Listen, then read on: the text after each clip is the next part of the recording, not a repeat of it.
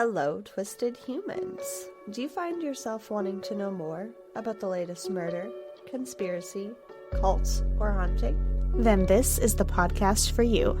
We're bringing the most intense stories that'll keep you up at night. He was found guilty of voluntary manslaughter and felonious assault, but he was only sentenced to 5 months of probation. And this would be the last time that anyone ever saw Fiona. There are allegedly 2 women who also drowned in the first-class pool. Was this the same glowing green that they'd seen in the darkness the night before? He had refused to sit near the wagon cloth because of stains on it, which were most likely blood. Join us every Tuesday for a glass of wine or sangria and a dose of true crime. I'm Alicia. And I'm Sierra, and this is Twisted and Uncorked. Ooh, I've been dying to try this place. Oh my god, me too. I've heard such good things about it. Welcome to the Crime Diner. I'm Cindy. I'll be cooking for you this evening. Here are your menus. Ooh, what are you thinking about getting? I don't know, murder with a side of cannibalism? What about you? Ooh, that sounds good. I'm torn between historical mayhem and the social injustice, maybe? Oh. I just want to let you know that each episode comes with dinner, dessert, and a specialty drink chosen by yours truly. Wine Dine and Storytime has had a makeover, and we invite you to slide into the booth with us at the Crime Diner, where each week we will discuss a crime over dinner, drinks, and dessert. See you there! I'm Edward October, creator-host of Octoberpod, and we're both listening to Calls of Death on the Darkcast network.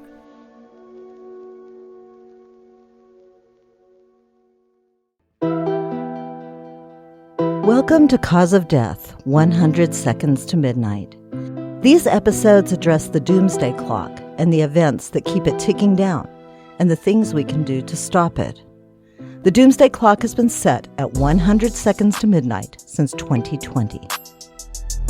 It's 100 seconds to midnight, and at the Bulletin of the Atomic Scientists, the Doomsday Clock is counting down the seconds until mankind destroys itself. The Doomsday Clock was created in 1947, when the greatest danger to humanity came from nuclear weapons. At that time, the Soviet Union and the United States were headed for a nuclear arms race. The idea was conceived by Hyman Goldsmith, the co-editor of the Bulletin of Atomic Scientists. He asked artist Myrtle Langsdorff to create a design for the cover of the June 1947 issue. This was the first issue of the Bulletin to be published as a magazine rather than a newsletter. Myrtle was married to Alexander Langsdorff, who worked on the Manhattan Project while he was at the University of Chicago. Myrtle had considered using the symbol for uranium, but she felt a sense of urgency while listening to the conversations of the scientists around her. They talked about what could happen with the new technology that the bomb had brought to humanity. They felt it was their responsibility to warn the public.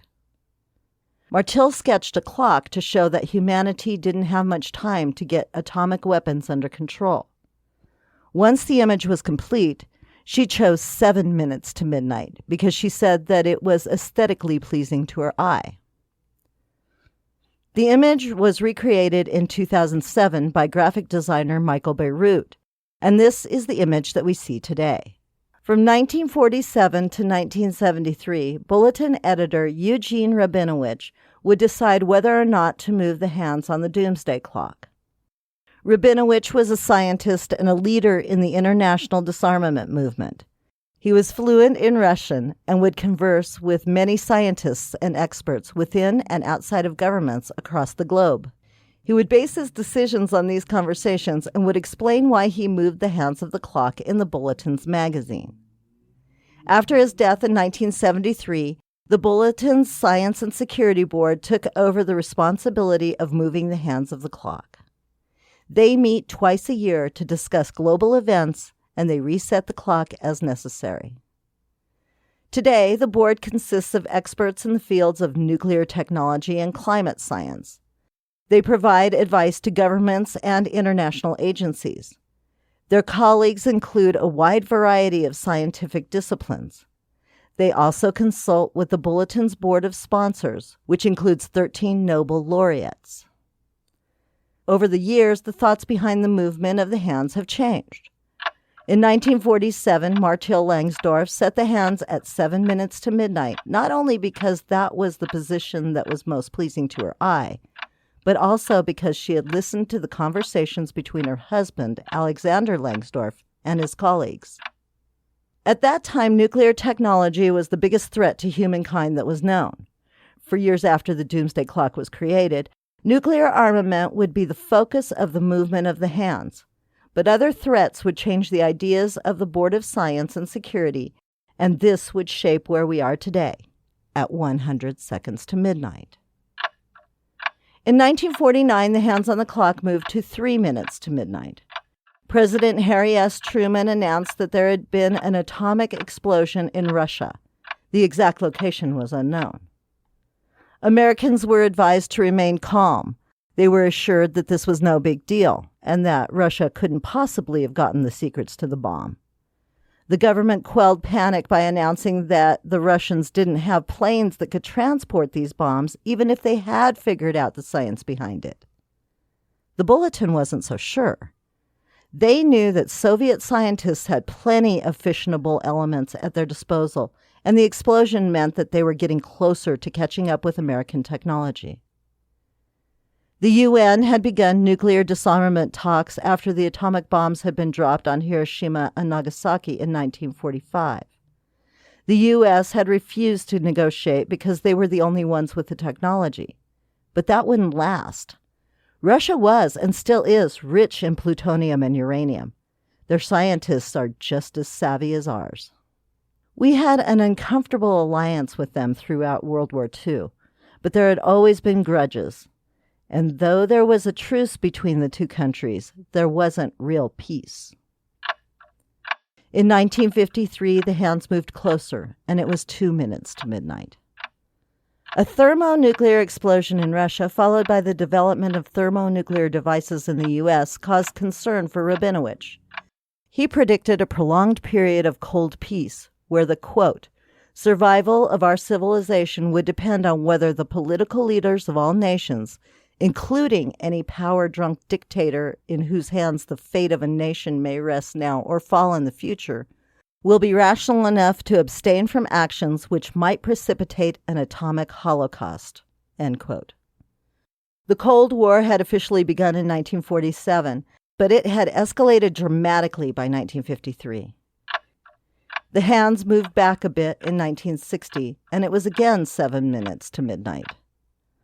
While conflicts continued around the world, the threat of nuclear destruction seemed to keep most of them in check. Several of them would stop before they started, and all of them stopped, or at least cooled, before they became full-blown wars. Rabinowitz also saw hope in the treaty for the demilitarization of the Antarctic and the success of the International Geophysical Year. Both projects brought scientists from all over the world together in cooperation.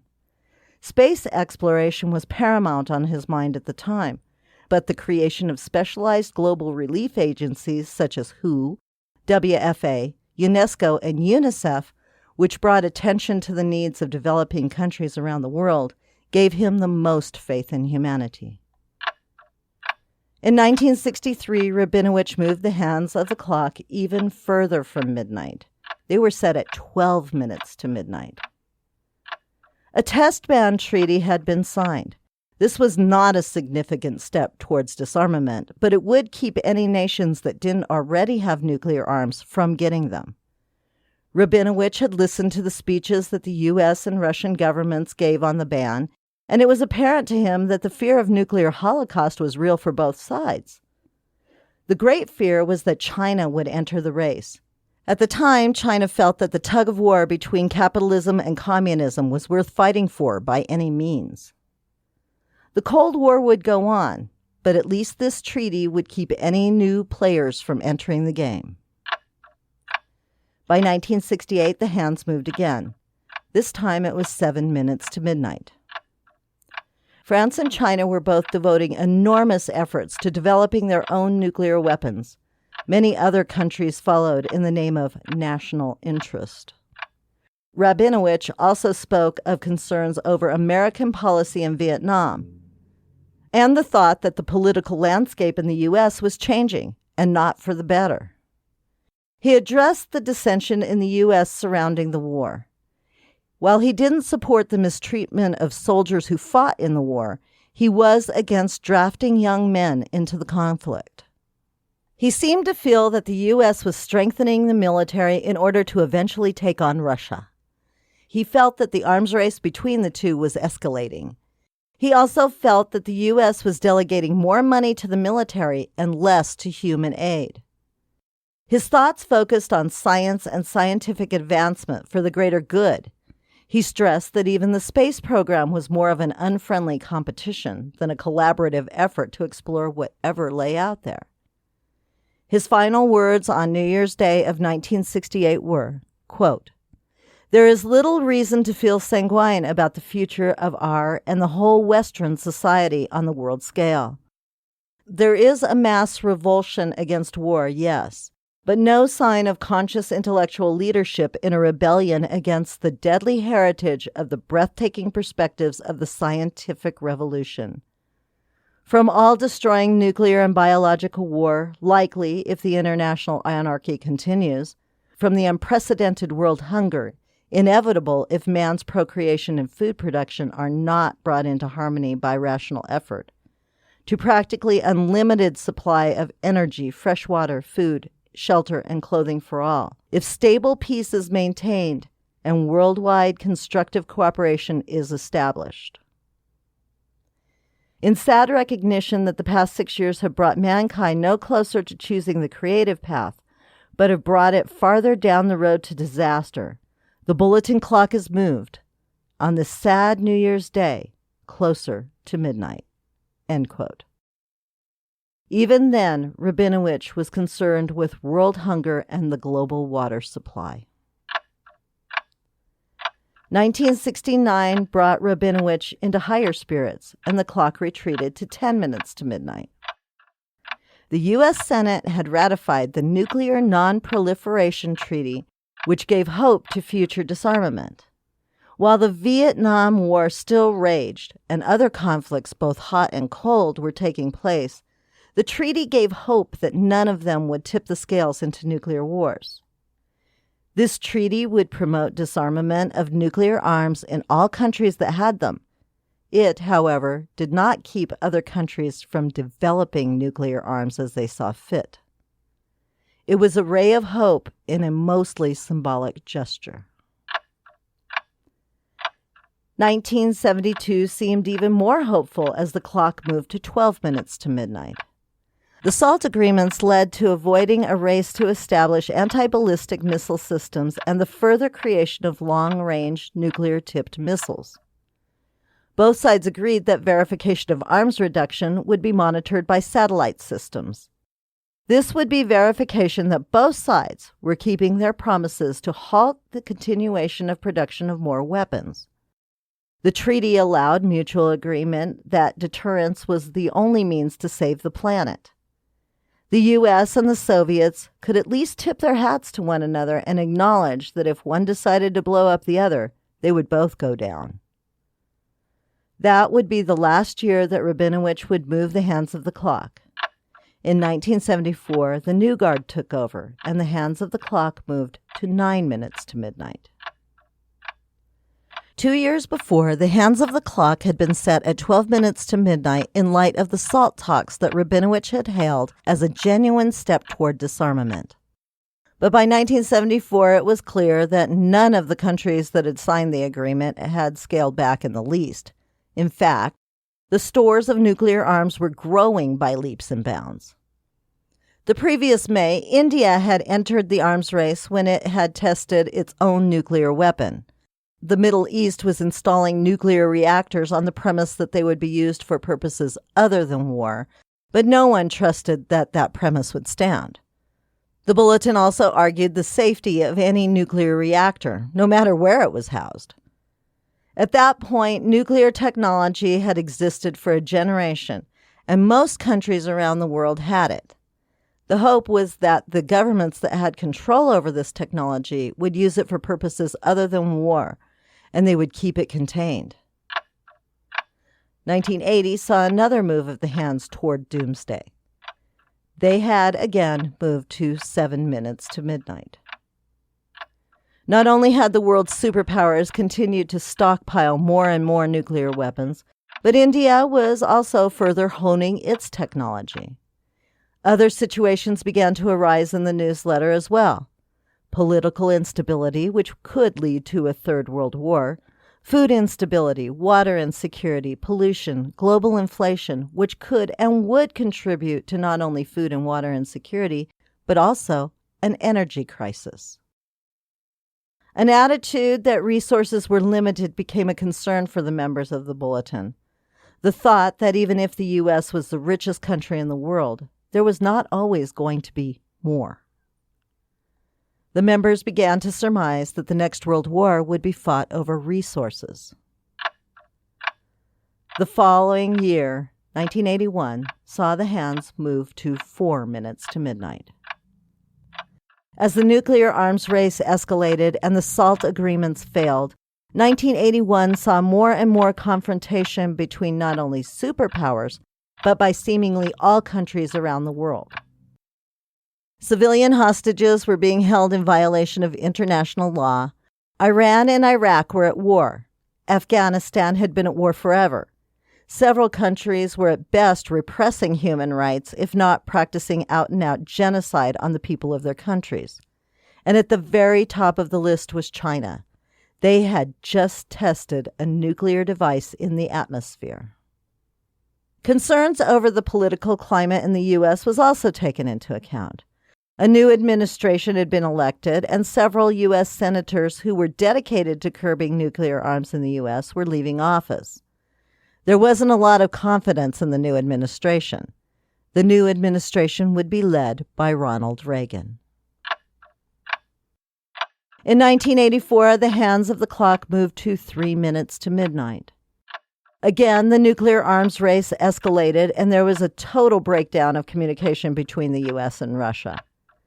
The Bulletin's board stated that the trend toward using more weapons and strategies to ensure security was flawed logic, and that the nuclear arms race was headed in a catastrophic direction. There was no more talk of disarmament. There was only the continued stockpiling of weapons. To further concerns, it would seem that the superpowers were egging on the prospect of war. The Soviets had shot down a Korean jetliner, and the U.S. had gotten involved in a conflict in the Caribbean. The hope was that continuing protests by those outside of the government entities would be heard. The voices of ordinary people could rise above the din of war and would be heard above the resounding silence between the U.S. and the Soviet Union. In 1988, a glimmer of improvement between the U.S. and the Soviets began to show through. The clock was set at 6 minutes to midnight. The treaty to eliminate intermediate-range nuclear forces was signed, and peace talks opened up between the U.S. and the Soviet Union. Both sides had agreed to dismantle and ban a whole category of nuclear weapons. There were provisions in place to assure that both sides would comply with the treaty. The treaty was ratified under the U.S. Senate before going into effect, and Ronald Reagan came under heavy criticism from the opposition for signing it. Mikhail Gorbachev had signed after the Soviet government had made its ratifications. Other nations had also taken steps toward disarmament. Those that weren't a part of the arms race were taking steps to curb conflict in their countries in order to avoid nuclear involvement. This treaty, however, wouldn't disarm all nuclear weapons. More than 95% of the arsenals would remain intact. This was only a step in the right direction. There were still miles to be walked. In 1990, the clock moved farther back to 10 minutes to midnight. The U.S.-Soviet Strategic Arms Reduction Treaty was signed, and thus the Cold War was ending. Disarmament by not only the U.S. and Russia, but other countries would reduce the chances of nuclear conflict not only between the superpowers, but in domestic situations as well. The bulletin celebrated the end of the Cold War, but also offered words of caution. Quote, "Due to Cold War rationales, the two military superpowers are organized as national security states, upheld by vast military and intelligence bureaucracies, and shielded from public scrutiny by layers of secrecy. These powerful infrastructures must now be dismantled and sensible defense policies established. National security should no longer justify bankrupt policies and conceal misdeeds. American and Soviet citizens are just beginning to reassess their country's genuine defense needs, a prerequisite for drastic reduction in military spending and the reallocation of resources. People must work more vigorously to demilitarize and effectively address fundamental issues of poverty, hunger, and environmental damage. The transition into the post-Cold War era will not be painless. Along with the joy and promise, the demise of the old order, as witnessed in Eastern Europe and the Soviet Union, can unleash previously suppressed ethnic and religious rivalries. The quest throughout the world for economic structures that avoid the unjust extremes of monopoly communism and laissez-faire capitalism will produce instability and conflict. That this is now less likely to trigger global war offers no solace to the victims." End quote. There was still a lot of work to do, but the end to the Cold War was a pretty good start. 1991 saw the furthest move from midnight in the history of the Doomsday Clock. The clock was set at 17 minutes to midnight. There was some debate over the 17-minute increment on the clock. John A. Simpson, one of the clock's founders, said that the original members of the board had only envisioned a 15-minute increment when the clock was created. They never thought it would be any larger than that. After much back and forth and conversation, it was decided that the world was moving in fundamental and positive ways. The most important was the Strategic Arms Limitation Treaty. There had been a failed coup in the Soviet Union, and this prompted negotiations between the U.S. and Russia to begin again. The relationship between the two countries had improved greatly. President George Bush announced the withdrawal of thousands of tactical weapons. President Mikhail Gorbachev announced a similar initiative and also said that Russia would suspend nuclear testing. The Cold War was over, and there was reason to extend the Doomsday Clock a little further in the wake of such amazing news. The bulletin would continue to keep an eye on the state of nuclear weapons, but they would also turn their attention to other military concerns. The manufacture and distribution of arms to countries where governments were unstable, for instance. After all, just because there weren't nuclear weapons readily available with hair triggers, it didn't mean that there were no weapons available.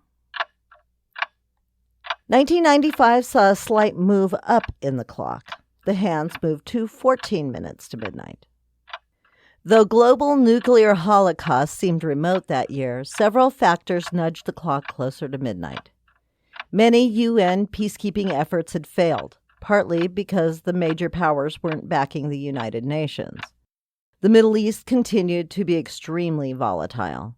The U.S. and Russia were both dealing arms and intelligence to unstable governments across the world. Strange alliances were formed and dissolved depending on who was in charge, where and when, and who was backing the opposition. A few dictators of smaller countries sought to gain greater world power by attempting to build nuclear weapons of their own. The former Soviet Union was dealing with a fledgling democracy that was frail and bound to fail. As the keeper of the former Soviet arsenal, the scientists at the Bulletin worried that financial distress may lead to bad decisions. Quote, "Russian nuclear weapons and fissile materials are not always, as the arms community puts it, in safe and secure storage." End quote.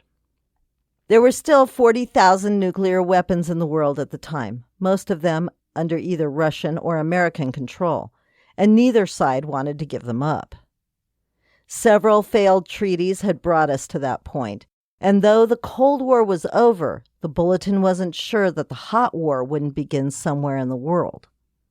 Nuclear weapons were still out there, and militarization was still where most countries put their money. In 1998, the clock edged to 9 minutes to midnight. The non-proliferation regime was on the very verge of collapse, and the deep reductions in nuclear arms just hadn't happened.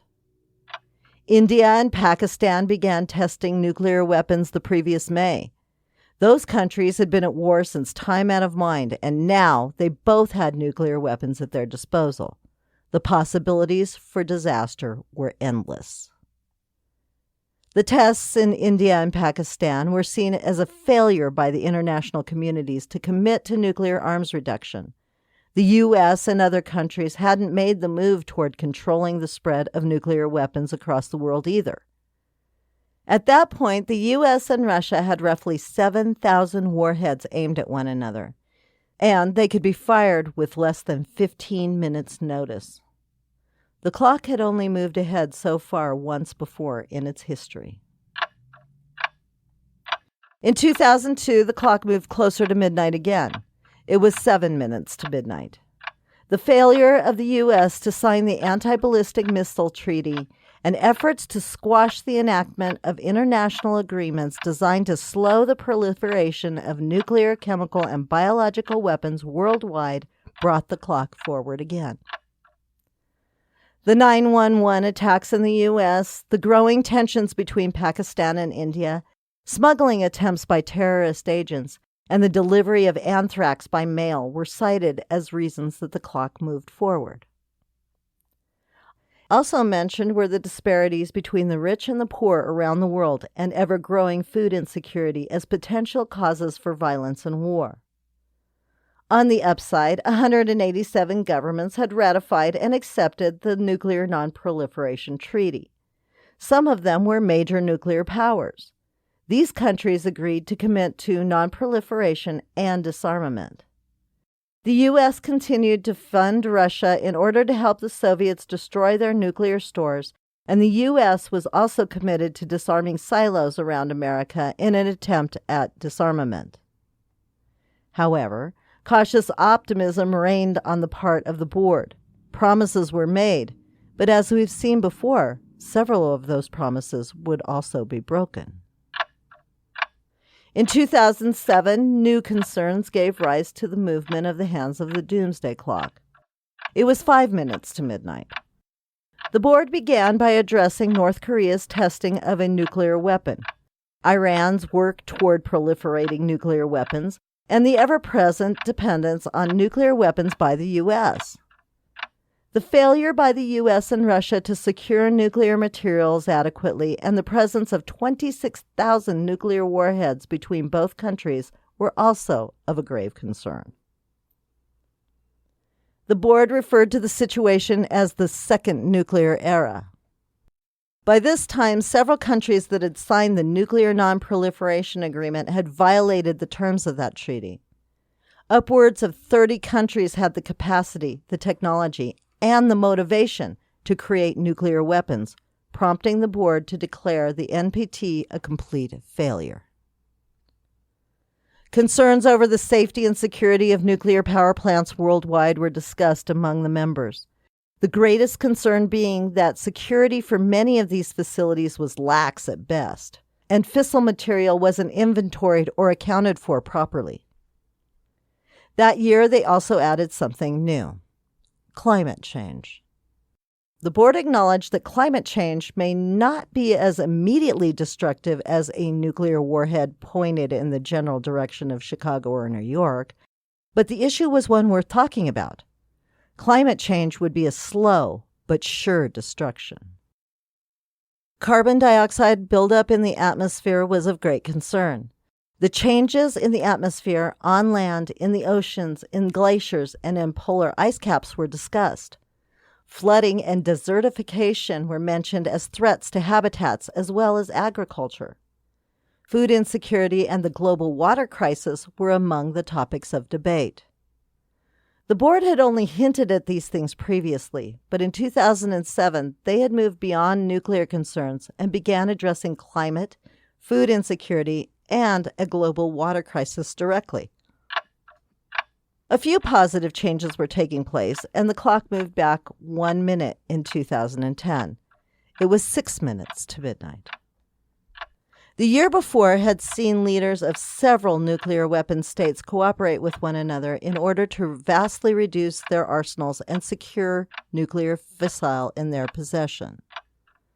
Added to this, several industrialized and developing countries had promised to limit greenhouse gas emissions. While the board seemed hopeful about these accomplishments, they only turned the clock back 1 minute in light of the fact that so much work had yet to be done to reverse the trends that they had reported in the past. The collaboration between the U.S., Russia, the European Union, India, China, Brazil, and so many others was going to take a huge effort on the parts of all of those countries. The year before, the U.S. and Russia had entered a joint partnership to negotiate nuclear arms reduction in those countries. The U.S. and China had jointly agreed to reduce carbon emissions, giving rise to the first steps in reversing climate change. While nuclear arms reduction talks were taking place globally, the interest was rising in nuclear power as a way to reduce greenhouse gas emissions. Mitigation of use was discussed among the board members. The mitigation between using nuclear power for warheads and using it for energy. Several models were proposed, beginning with multinational management and oversight rather than national control. Concern remained that not all governments would use nuclear technology as an energy source, and the world was not safe for global expansion of nuclear energy. They then turned their attention to the issue of climate change. Quote, "We can slow these adverse trends by both drastically decreasing CO2 emissions and increasing forestation and other carbon sinks. Many of the technologies needed to reverse climate change are already known, and there are pockets of progress in industrialized and developing countries. Some have already adopted efficiency measures, invested in new technologies, and are enjoying the benefits in lower electricity costs and new jobs. Several European countries, for example, have invested in wind and solar technology development, as has China. Within the United States, localities are experimenting with tighter standards to control harmful auto and industrial emissions. Brazil is beginning to protect the remaining forests of the Amazon region by subsidizing indigenous farmers who live in and preserve these forests. To deploy these and other schemes on a global scale, however, requires determination, investment, and coordination." End quote. In 2012, the clock moved forward 1 minute again. It was 5 minutes to midnight. The board lamented that despite the promises of international cooperation and a reduction in tensions between the U.S. and Russia, leadership in both countries was failing. The ratification of the 2010 START Treaty had reversed the previous trend in those countries, but there was a failure to act on the Comprehensive Test Ban Treaty by leaders in the U.S., China, Iran, India, Pakistan, Egypt, Israel, and North Korea. The continued development of nuclear weapons in those countries left the world at higher risk for nuclear war. Few actions had been taken to secure all nuclear fissile material, and the result was that it was still possible for radical groups to acquire the materials needed to make a nuclear weapon. Military buildup had continued in the U.S. and Russia, who both claimed that the maintenance of current nuclear stores was needed in order to ensure the safety of these weapons during disarmament. Again, the question of whether countries were using nuclear stores for power or to proliferate weapons had come to bear. Conflicts in the Middle East, Northeast Asia, and South Asia were also cause for concern. The efforts towards easing the tensions, dealing with extremism and terrorist activity, and reducing the role of nuclear weapons in international relations had little success. When addressing climate change, the board said, quote, In fact, the global community may be near a point of no return in efforts to prevent catastrophe from changes in the Earth's atmosphere. The International Energy Agency projects that unless societies begin building alternatives to carbon-emitting energy technologies over the next 5 years, the world is doomed to a warmer climate, harsher weather, droughts, famine, water scarcity, rising sea levels, loss of island nations, and increasing ocean acidification. Since fossil fuel burning power plants and infrastructure built in 2012 to 2020 will produce energy and emissions for 40 to 50 years, the actions taken in the next few years will set us on a path that will be impossible to redirect, even if policy leaders decide in the future to reduce reliance on carbon-emitting technologies. It will be too late." End quote. While that sounds grim, they did offer some hope that alternatives to burning coal, oil, and uranium were showing some promise. Wind turbines were adopted for commercial use. Energy conservation and efficiency were becoming more accepted. They suggested that climate change agreements should be adopted and fulfilled worldwide by reducing carbon dioxide emissions through tax incentives and harmonized domestic regulation and practice. In 2015, the clock took another step forward. It was 3 minutes to midnight. This was the first time that the board expressed deep emotion about the state of affairs worldwide. As I read this edition, I was struck by the frustration and anger on the part of the scientists who were writing about the movement of the clock. There were some minor positive developments toward climate change, but efforts weren't nearly enough to prevent catastrophic warming of the Earth. They warned that by the end of the century, the Earth's climate would have been so profoundly affected that there would be no turning back unless drastic changes were made. Now. The efforts to reduce nuclear arsenals had completely stalled, with further efforts by the U.S. and Russia to modernize their nuclear triads rather than breaking them down. Other countries were following their lead. The board begged the nations of the world to reduce carbon emissions and to shrink nuclear weapons arsenals. They warned that the threat was to all of humanity, so all of humanity needs to respond to the lack of leadership. They warned that the failure of governments to reduce nuclear arms could lead to millions of lives being lost and severe effects on the environment.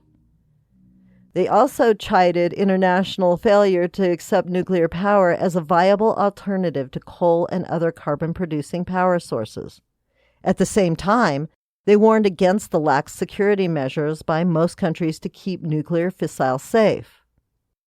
They went on to address the Ebola outbreak in West Africa, saying, quote, "Medical scientists had a good grip on what to do to quell the outbreak of that deadly virus. But social and political institutions stuttered and at times failed to respond effectively. In the age of synthetic biology and globalization, world governance must develop ways to react quickly and effectively to confront emerging disease and the possibility of bioterrorism." End quote. Then they addressed disruptive technology. There had been hacks of major organizations and government facilities. Threats to cybersecurity that could possibly compromise information that, if it fell into the wrong hands, could be a potential threat to several nations. They implored governments to tighten up security to prevent further cyber attacks. So, 2 new issues were added to the growing list of potential dangers: bioterrorism and cybersecurity. 2016 saw no movement of the clock, but the situation was no less dire. The clock remained at 3 minutes to midnight. 6 world powers and Iran had reached an agreement that limited the Iranian nuclear program. This would prevent Tehran from developing any nuclear weaponry. 200 countries worldwide agreed to reduce their carbon emissions with the aim of keeping the increase in world temperature below 2 Celsius above the pre-industrial level. These were major achievements, but they were the only bright spots in an otherwise bleak year. Tensions between the U.S. and Russia escalated to a level reminiscent of the height of the Cold War. Conflicts in Ukraine and Syria continued, and a close call with Turkey, a member of NATO, had Russian news making statements about turning the U.S. into radioactive ash. Most nuclear weapons countries were continuing to modernize their nuclear weapons arsenals rather than disarming them with a just-in-case attitude that they had had for the previous 25 years. Concerns over nuclear power remained in the forefront. China and several countries in the Middle East were showing interest in beginning nuclear power programs, but internationally, there was no plan to meet cost, safety, radioactive waste management, or proliferation challenges that these programs would impose. There had been more small moves toward addressing greenhouse gas emissions worldwide, but the progress was slow, far too slow to keep the board from pushing for more. While there had been some slowing in global warming, it wasn't because there had been drastic changes in gas emissions. Then they addressed what they were now calling disruptive technologies.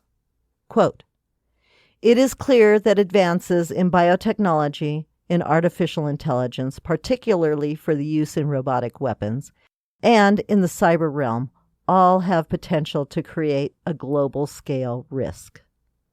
The bulletin continues to be concerned about the lag between scientific advances in dual-use technologies and the ability of civil society to control them. The Science and Security Board now repeats the advice it gave last year.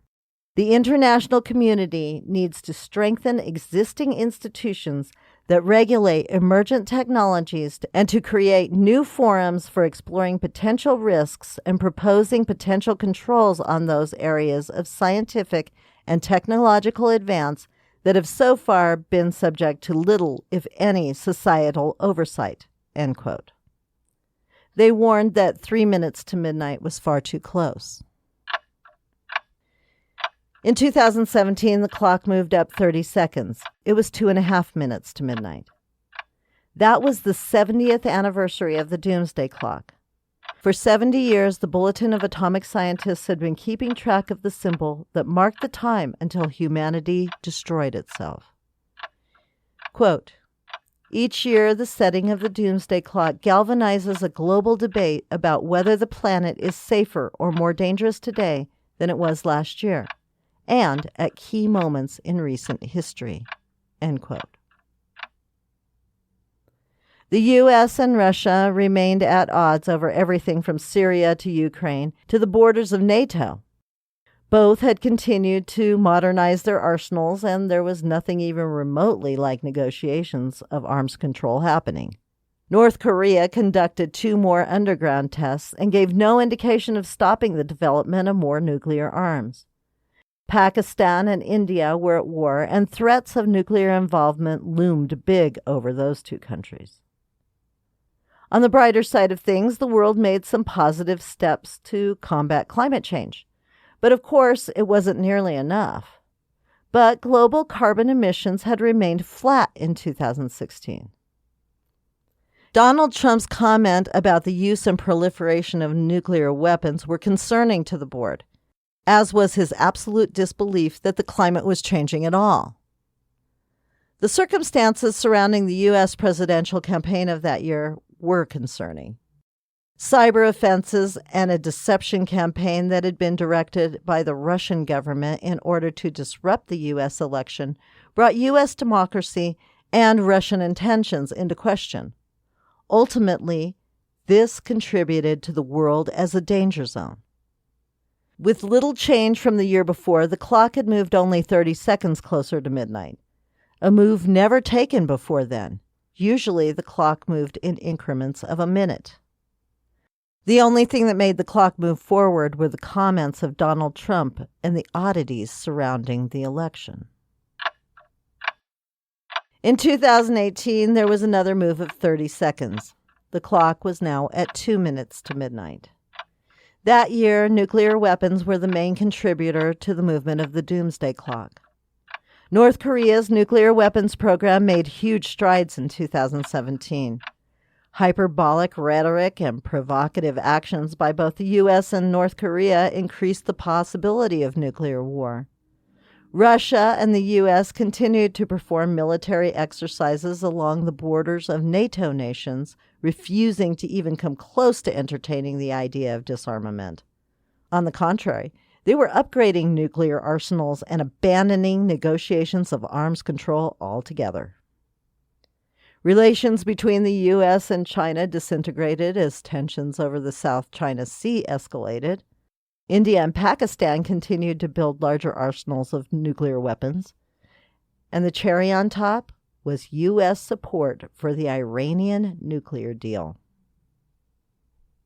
Turning to climate change, global carbon dioxide emissions had not yet shown sustained decline. The board called for a significant decrease in greenhouse gas emissions worldwide to keep climate risks manageable. Global response was crickets. Civilians as well as governments were threatening to use cyber attacks as weapons. This included internet-based deception campaigns aimed at undermining the confidence populations have in their governments and other institutions that are essential to global security. A greater technological risk concerned artificial intelligence. Quote, "The countries of the world should collaborate on creating institutions specifically assigned to explore and address potentially malign or catastrophic misuses of new technologies, particularly as regards autonomous weaponry that makes kill decisions without human supervision, and advances in synthetic biology that could, if misused, pose a global threat." End quote. The final nail came in the form of U.S. relations. Quote, "But there has also been a breakdown in the international order that has been dangerously exacerbated by the recent U.S. actions. In 2017, the United States backed away from its long-standing leadership role in the world, reducing its commitment to seek common ground and undermining the overall effort toward solving pressing global governance challenges. Neither allies nor adversaries have been able to reliably predict the U.S. actions or understand when U.S. pronouncements are real and when they are mere rhetoric. International diplomacy has been reduced to name-calling, giving it a surreal sense of unreality that makes the world security situation ever more threatening." End quote. It was almost like the board was throwing up its hands and giving up. In 2020, the hands of the clock moved again. They moved closer than they ever had before. It was 100 seconds to midnight. A genuine possibility of nuclear war, whether by accident, design, or miscommunication, was a dark cloud over the world. Treaties had been ignored or undermined, and negotiations failed miserably. Political conflicts in North Korea and Iran regarding nuclear weapons had gone unresolved. The U.S. and Russia had stopped talking about arms control altogether. Public awareness over climate change grew due to mass protests by young people around the world, but nothing was being done about it. No action was taken to reduce carbon emissions, and the Earth experienced one of the warmest years on record. Glacial ice was melting at unprecedented levels, and there were extensive wildfires that affected ecosystems all over the world. Cyber-enabled disinformation campaigns by governments worldwide continued to sow mistrust among nations, and these campaigns undermined any efforts to foster peace among those nations. Leaders chose to promote their own interests and political gain rather than fostering negotiations and coming to agreements. The threat of biological weapons being created using genomic data, artificial intelligence that could be used unethically, hypersonic weapons, and weapons in space became new concerns for the board. They called upon humanity, normal citizens, to rise up and speak up about the increasing dangers of the world. They called upon governments to lead rather than shout untruths. They asked that citizens around the world disregard social media and insist on facts. They asked that we all unite and act. 2021 saw no change in the Doomsday clock, but it did see several additional threats to humanity. The clock remained at 100 seconds to midnight. The COVID-19 pandemic was at the top of the list in the bulletin for 2021. 2020 had seen 1.7 million deaths worldwide and 70 million illnesses. It became painfully clear that countries were unprepared and unwilling to handle a global emergency. Several governments shunned responsibility, ignored scientific advice, didn't cooperate or communicate effectively, and they failed to protect the health and welfare of their citizens. Though COVID-19 wasn't an existential threat, it brought light to how little international governments cared about their citizens. The bulletin expressed concern that the way the governments handled the COVID-19 pandemic was a hallmark to the way that they've handled everything else, including the nuclear arms race and climate change. They asked what would happen if there was a more virulent pandemic or next-generation warfare. Would governments continue to spread misinformation? Would they tell us that everything is fine? Nothing to see here? Move along. The world continued to turn, and threats continued to mount. Now it's 2022, and the clock remains at 100 seconds to midnight. Nuclear war looms as Putin wages war on Ukraine. COVID-19 is still at crisis level, and several other diseases have emerged that could be more virulent. Global homelessness, global food insecurity, global banking crises, global cyber insecurity, global misinformation campaigns, global emerging disease, global violence, global genocide. The list is endless.